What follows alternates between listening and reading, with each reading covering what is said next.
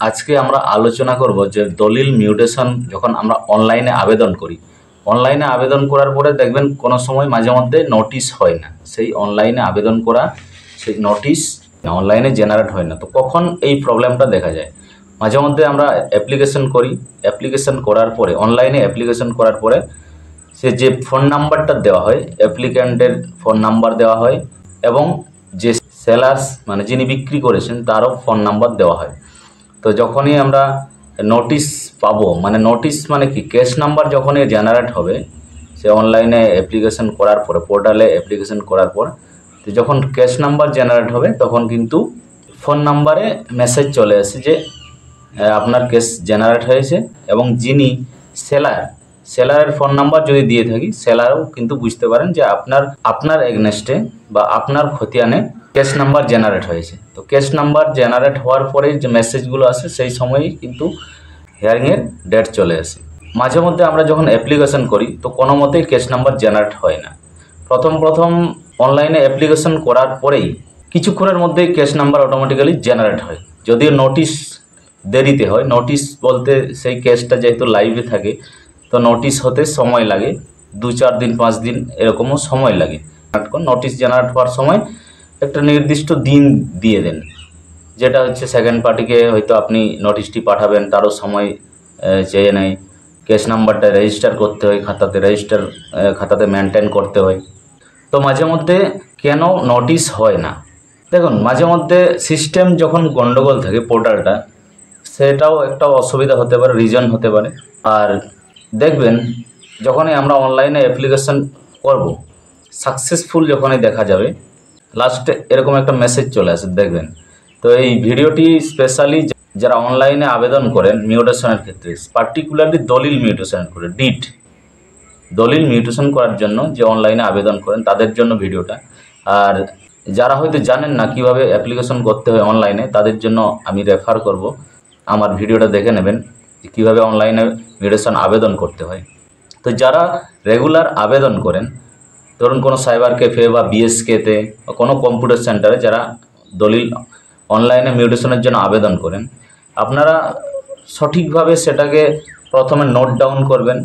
Plot এবং খতিয়ান number কম্বিনেশনটাকে, মানে কত শেয়ার কাটা যাবে, কার থেকে কত কাটা যাবে, সেই জিনিসটি আপনারা নোট ডাউন করবেন। আপনারা জানেন যে প্রথমে যে সমস্ত তথ্যগুলো, ডেটাগুলো লাগে সেটা হচ্ছে, দেখুন, ডিড নাম্বারটা, সেই তারিখটা, কোন সাব রেজিস্ট্রি অফিসে ডিডটি রেজিস্ট্রেশন হয়েছে সেই জিনিসটা, এবং অ্যাপ্লিক্যান্ট বা বায়ার এবং সেলার্সের ডিটেলসটা দিতে হয়, এবং খতিয়ান নাম্বার, প্লট নাম্বারটা, ক্লাসিফিকেশন এইগুলো দিতে হয় ফোন নাম্বার দিয়ে। তো সেগুলো ভালো মতো দেখুন। পুরনো দলিল স্বাভাবিকভাবেই, যেগুলো হ্যান্ডরাইটিং দলিল আছে পুরনো দলিল, সেগুলো স্বাভাবিকভাবে পড়তে অসুবিধা হয়। তো অসুবিধা হলেও সেটাকে সঠিকভাবে নোট ডাউন করে নিতে হয় কার কাছ থেকে কত অংশ কাটা যাবে। এই রেকর্ড হস্তান্তর করা বা রেকর্ড ট্রান্সফার করা, এটা অনেকটা সেন্সিটিভ জিনিস, যেহেতু ল্যান্ড রিলেটেড বিষয়। আর দেখবেন কোনো কোনো দলিলে অনেকগুলি প্লট থাকে, অনেকগুলি সেলার্স থাকে, বা কোনো হয়তো সেলার্স মারা গেছেন ওয়ারিশ সূত্রে, মানে বিভিন্ন রকম দলিল, এক একটা দলিল এক এক রকমের আবেদন করতে খুব ইজি। যেগুলো ডিরেক্ট কেস সেগুলো কমনলি, মানে ডিরেক্ট কেস যেগুলো, বায়ার্সও বেঁচে আছেন, সেলার্সও বেঁচে আছেন, সেলার্সের নামে খতিয়ান আছে, সেলার্সের নামে জমির পরিমাণ আছে। যাই হোক, এইটা হচ্ছে দেখে করে আপনারা মানে সাবধানে ভালোভাবে আবেদনটা করবেন। আবেদন করার সময় আপনারা জানেন যে সে ডিডের স্ক্যান কপিটা আপলোড করতে হবে, ম্যাক্সিমাম 2 MB থাকা দরকার। সেই ফাইলটি পিডিএফ ফরম্যাটে যে ফাইলটি আপলোড করতে হয়। 14C যেগুলো আদিবাসী ল্যান্ড, সেই ক্ষেত্রে কাস্ট সার্টিফিকেটটা একেবারে ম্যান্ডেটরি, সেটাকে আপলোড করতে হয় স্ক্যান করে। 2 MB ফাইল বানিয়ে সে কাস্ট সার্টিফিকেটটাকে আপলোড করতে হয়। তো আমরা চলে আসি যে মাঝে মধ্যে কেন নোটিশ হয় না বা কেস জেনারেট হয় না। তো কোনটা নোটিশ হবে কোনটা নোটিশ হবে না সেটা আপনারা একটু দেখে নিন। তো প্রথমেই যেটা বলছিলাম যে আগে অনলাইনে অ্যাপ্লিকেশন করার পরে কিছুক্ষণের মধ্যে কেস নাম্বারটা অন্তত পড়ে যেত। তো তার কিছুদিন আগে দেখা যাচ্ছে যে 10-15 দিন লাগে সে কেস নাম্বার পড়তে। তারপর যে সমস্ত প্লটের ফিজ লাগে, ধরুন অকৃষি জমি যেগুলো হয়, বাঁধ, ভিটে, বাস্তু, পুকুর, এইগুলোর যে ফিজ লাগে সেই ফিজটা কিন্তু চালান হিসাবে গ্রিপসের মাধ্যমে যদি ফিজটা জমা করা হয় তাহলে সঙ্গে সঙ্গে কেস নাম্বার জেনারেট হয়ে যায় তারপরে নোটিশটা হয়তো 2-1 দিনের মধ্যে হয়ে যায়। তো এখন আবার মোটামুটি কেস নাম্বার জেনারেট হয়ে যাচ্ছে ইজিলি, তাড়াতাড়ি, এবং নোটিশও হয়ে যাচ্ছে। তো কোনটা নোটিশ হবে না এবং কোনটা নোটিশ হবে, নোটিশ হওয়ার পরেও যে সেটা ভ্যালিড থাকবে কি থাকবে না, সেই জিনিসটা আপনাদেরকে একটু দেখিয়ে দিচ্ছি। বাংলার ভূমি পোর্টালে অনলাইনে মিউটেশনের জন্য আবেদন করব, দেখবেন সাবমিট করার পরে সব কিছু ডাটা ইনপুট করার পরে সাবমিট করার সময় এই অপশনটা চলে আসে। এইখানে দেখতে পাচ্ছেন যে লাল কালার অ্যালার্ট দিয়ে আছে, লাল কালারের একটা সিম্বল দেখতে পাচ্ছেন।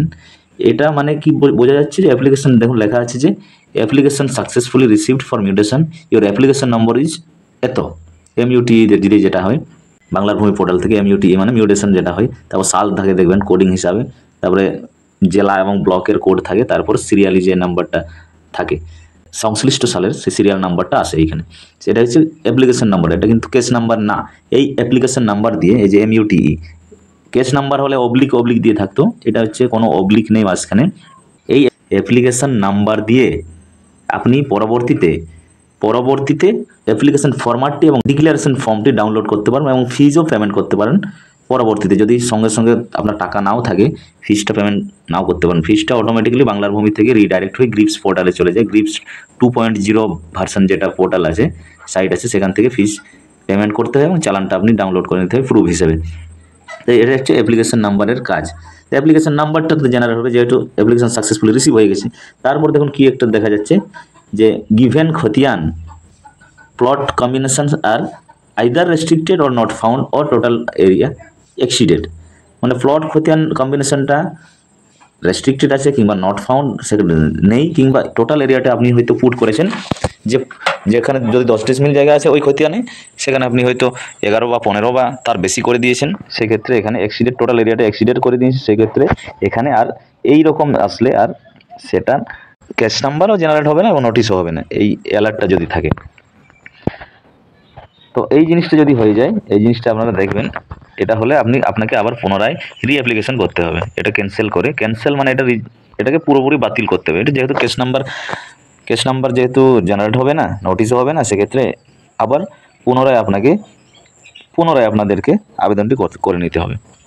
এই একটা দেখুন application successfully receive for mutation, এইখানে দেখুন সিম্বলটা রাইট চিহ্ন আছে, টিক চিহ্ন আছে, গ্রিন টিক আছে, এটা মানে প্রপার আবেদন করা হয়েছে। অনলাইনে অ্যাপ্লিকেশনটি বাংলার ভূমি পোর্টালে প্রপারলি আবেদন করা হয়েছে। এখানে দেখুন successfully receive for mutation, your application number এই যে দেখুন MUTE করে দেওয়া হয়, তারপরে হচ্ছে যে সালে আবেদন করা হচ্ছে সেই সালটা 2025, তারপরে 1407, এটা হচ্ছে ডিস্ট্রিক্ট এবং ব্লকের কোড, এটা কোডিং সিস্টেম, তারপরে যে সিরিয়ালি হয় সেই সালে কতগুলি আবেদনটি জমা পড়ছে সেই MUTE এই নাম্বারটি মিউটেশন, অ্যাপ্লিকেশন নাম্বারটি মিউটেশন, অ্যাপ্লিকেশন এটা কিন্তু কেস নাম্বার না, অ্যাপ্লিকেশন নাম্বারটা হচ্ছে MUTE দিয়ে হয়।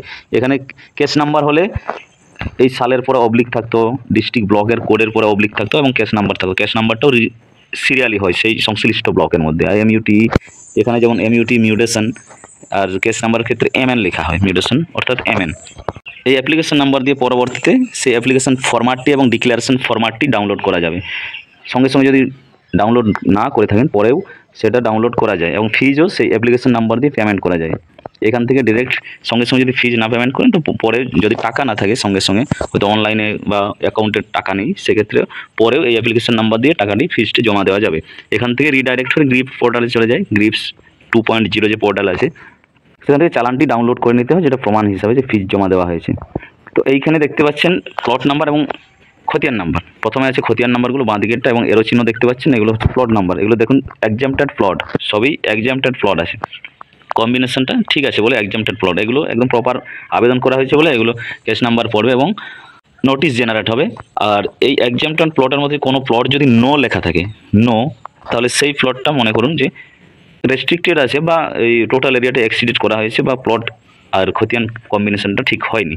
সুতরাং সেই নো লেখা জায়গাটা ভ্যালিডেশনে যদি নো লেখা হয়, তাহলে নো লেখা থাকলে ওই নোটিশে সেই প্লটটা উঠবে না, কিন্তু নোটিশ যে জেনারেট হবে সেটা উঠবে না।